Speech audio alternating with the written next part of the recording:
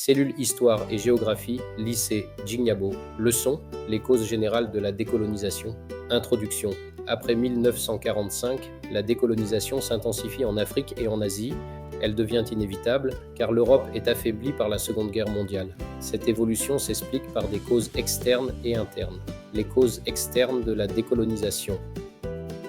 Les conséquences de la Seconde Guerre mondiale.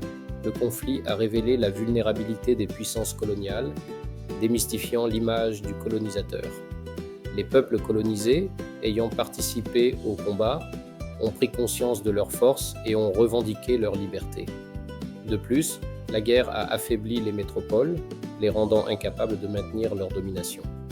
Le rôle de l'ONU, créé en 1945, l'ONU prône le droit des peuples à disposer d'eux-mêmes, Charte de San Francisco. Elle devient une tribune pour les leaders des pays colonisés, ex-Inde, Indonésie. Bien que limitée à des pressions morales, l'ONU adopte en 1960 une déclaration anticolonialiste.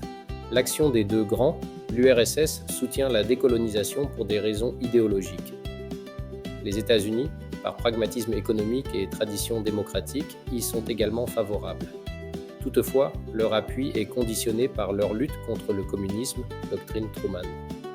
Les causes internes. Les effets de la colonisation.